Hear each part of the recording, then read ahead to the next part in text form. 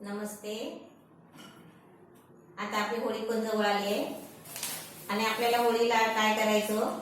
आता मी एक म्हणजे पहिला व्हिडिओ केलेला आहे, म्हणजे रेसिपी बनवलेला आहे की नारळाच्या रसातून खायच्या शेवया.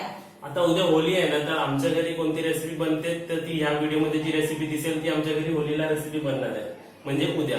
आणि अजून मम्मीने कोणकोणते रेसिपी बनवलेत ना ते तुम्हाला ना खाली डिस्क्रिप्शन बॉक्स मध्ये भेटतील. 7 बनवल्यात. जर तेही नसतील उघडता येत तर तुम्हाला आमच्या डोक्याच्या वरून जी व्हाईट लाईन दिसेल तिकडे तुम्हाला रेसिपी भेटेल, किंवा व्हिडिओच्या लास्टला तुम्हाला बॉक्स मध्ये ते रेसिपी भेटतील. मम्मीने 7 कोणकोणत्या रेसिपी बनवल्यात: ब्रेड मालपुआ, मावा पेढा, तांदळाची खीर, पुरणपोळ्या कलरफुल मध्ये बनवल्यात, दही वडा बनवलाय, थंडाई बनवली आणि नॉर्मल पुरणपोळी बनवली. तर हे सर्व रेसिपी जे आपण होळीला बनवतो आणि ते तुम्ही खाली डिस्क्रिप्शन बॉक्स मध्ये बघून बनवू शकता. आणि जी आता रेसिपी बघाल तुम्ही ती ऍक्च्युअली रेसिपी जानेवारीच्या अगोदर शूट केली गेली आहे, म्हणजे गेल्या वर्षी शूट केली गेली आहे. त्या रेसिपीमध्ये टेस्टिंगसाठी मम्मीने टेस्ट करून पण दाखवलंय, ते तुम्हाला सांगेल की कशा. सर्वात मला जर आवडत असेल कोणती रेसिपी तर ती रेसिपी मला खूप आवडते. आणि ती खूप पुष्कळ पुराणी आहे रेसिपी, आणि ती टेस्टिंग पण माझ्या मुलीने ती माझ्याकडूनच करून घेतली आहे. ती म्हणते रोज रोज एवढे चांगले रेसिपी बनवते आणि तू मम्मी काय खाऊन नाही दाखवत, तर तिने मला टेस्टिंग सुद्धा मलाच करायला दिली आहे. अजून काहीतरी अनाउन्समेंट आहे. आम्ही लवकरच लाईव्ह येऊ, जेव्हा ताईला बोलू लाईव्ह येण्यासाठी. मग तुम्हाला जे काय बोलायचं असेल मम्मी सोबत तर ते आम्ही कमेंट्स वाचून तुम्ही मम्मीशी बोलू शकता लाईव्ह मध्ये.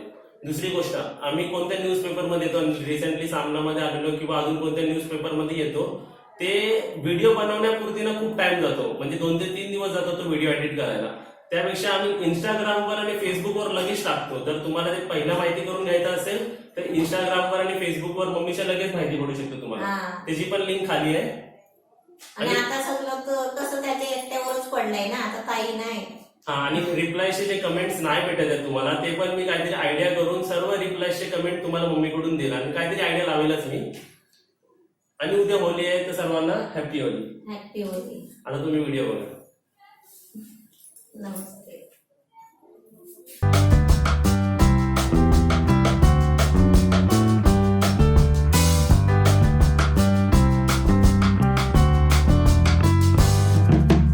हे तांदळाचं पीठ आहे, 1 वाटी.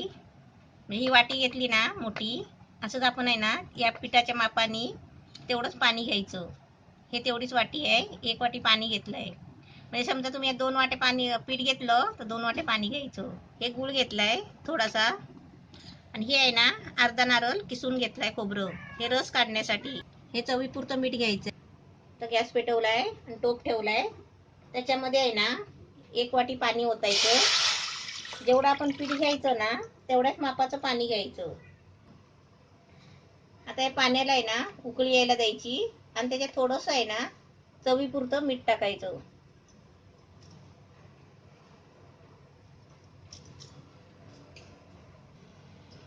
पाण्याला चांगली उकळी आली आहे.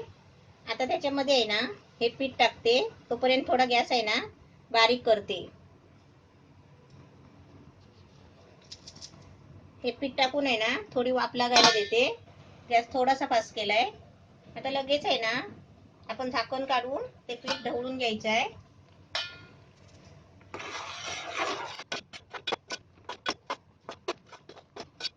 गॅस बारीक केलाय. आता गॅस बंद करते आणि थोडं आहे ना 1 मिनिटासाठी झाकण मारून ठेवते. गॅस बंद करते. आता पीठ आहे ना आपल्याला एक ताटात काढून घ्यायचं आहे आणि मळायचं आहे गरम गरम.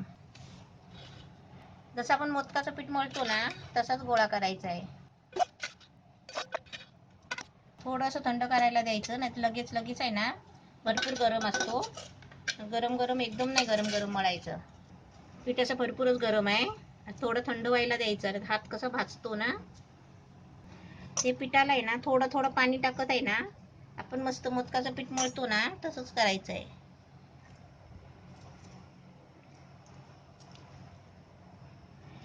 आणि हे पीठ कसं गरमच मळायचं असतं.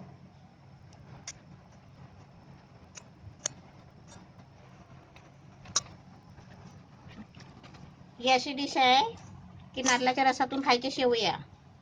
हे कसं माहिती आहे का, भरपूर वर्षापूर्वीची ही डिश आहे. चांगलं पाणी टाकत टाकत आहे ना, चांगलं पीठ मळून घ्यायचं. पीठ आपलं मस्त छान झालंय मळून.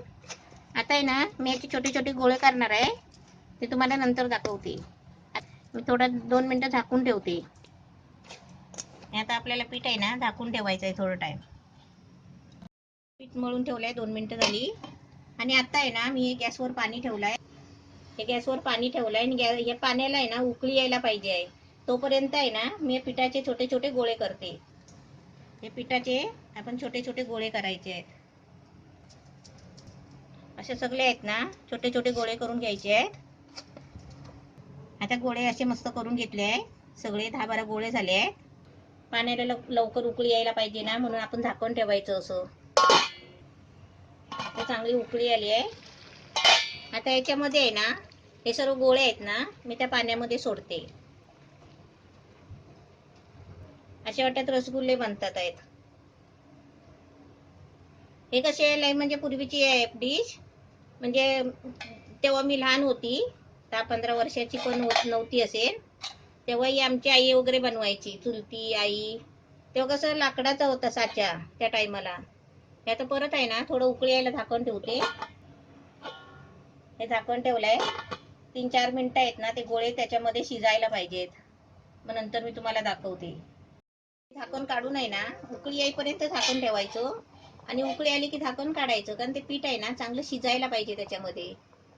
3-4 मिनिटं पीठ शिजलं ना, मग ते आपण काढून साच्याने शेव काढायची. मिक्सर लावून याचा रस काढून घेते. रस काढताना आहे ना, थोडं त्याच्यामध्ये कोमट पाणी घ्यायचं. आता हे मिक्सरला लावून याचा रस काढून घेते. हे असं खोबरं मिक्सर लावायचं आणि याचा आहे ना पाणी टाकून टाकून ज्यूस काढून घ्यायचा. म्हणजे दूध काढून घ्यायचा, नारळाचा रस.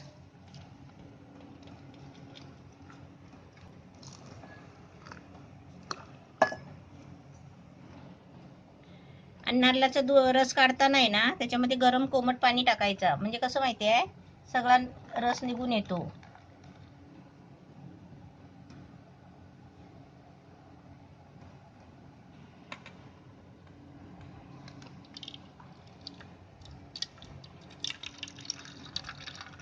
असं हाताने दाबून.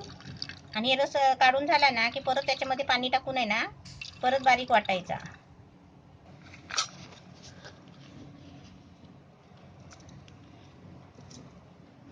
असं खोबरं आहे ना, हातावर घेऊन पण असं तुम्ही रस काढू शकता.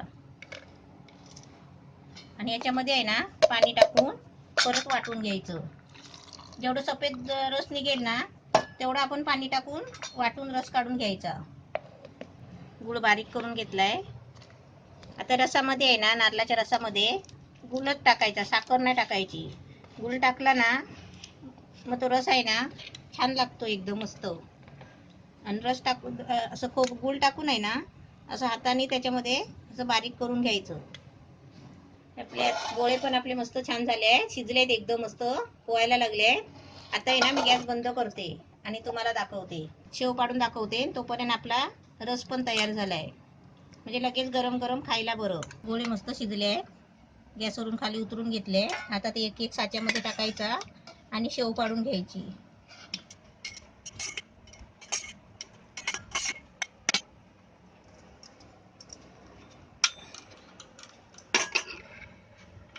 आता हे साच्यामध्ये गोळे टाकले पिठाचे. आता हे साच्या बंद करायचा.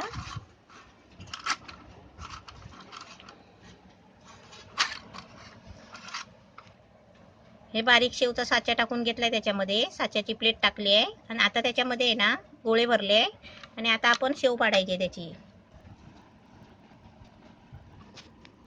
अशी मस्त शेव पाडायची.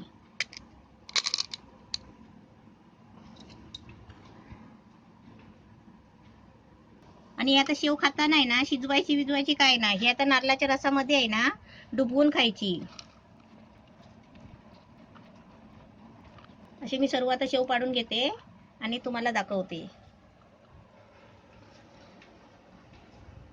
मस्त शेव झाली आहे. नारळाच्या रशातून खायचे शेवया मस्त छान झाले आहे, तांदळाच्या पिठाचे. असे मस्त तुम्ही पण बनवा. आणि हा नारळाचा रस आहे गूळ टाकून केलेला. आणि रसामध्ये आहे ना गुळच टाकायचा, म्हणजे रस कसा घट्ट पण होतो. आणि नारळाच्या रसामध्ये आहे ना असं वाटीत रस घ्यायचा आणि त्याच्यामध्ये अशा शेवया टाकायच्या अशा, आणि आपण चमच्यानी खायच्या. असे रसातून आहे ना टाकायचे आणि चमच्यानी आपण असे खायचे.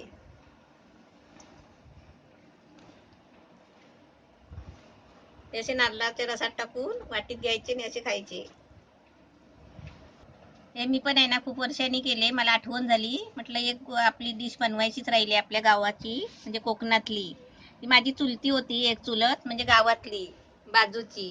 म्हणजे तेव्हा मी आहे ना 7-8 वर्षाची होती असेल, मला पण काय कळत नाही होतं. तर ते 3 पायाचा साचा होता लाकडीचा, आणि त्याच्यावर आहे ना असं वजन असं मोठं ते आतमध्ये साच्यामध्ये घालायचं आणि त्याच्यात गोळा टाकायचा पिठाचा एवढा मोठा, आणि त्याच्यावरती जोर देऊन आहे ना असे ते शेवया पाडत होते. आता मला काय माहिती काय करत होते, मी आपल्या आईला येऊन म्हटलं ते लोक लाकडीमध्ये आहे ना पिठाचा गोळा ठेवून ते काहीतरी दाबतात आहेत असं म्हणून. मग माझ्या आईने विचारलं, तुम्ही ताई काय करत होता सकाळी? तर म्हणाले मी शेवया पाडत होती. तेव्हा आम्हाला आमच्या आईने सांगितलं की ते शेवया पाडतात म्हणून. मग आमच्या आईने पण त्यांचा साचा घेतला आणि आम्हाला शेवया करून असे दिले. तेव्हा मला माहिती होतं. आता भरपूर वर्ष झाली, म्हणजे 30 वर्ष तरी होऊन गेली जास्तच. म्हणजे मी तेव्हा 10-15 वर्षाची होती तेव्हा मी ही डिश बघितलेली. मला आत्ता माझ्या लक्षात आलं आणि मी म्हटलं घरामध्ये, मी म्हटलं आज नवीन डिश बनवते, नारळाच्या रसातून शेवया खातात त्या. तर सर्व म्हणाले की बनव. मी आज बनवले आणि आता तुम्हाला आता खाऊन पण दाखवले. मस्त झाले, तुम्ही पण बनवा.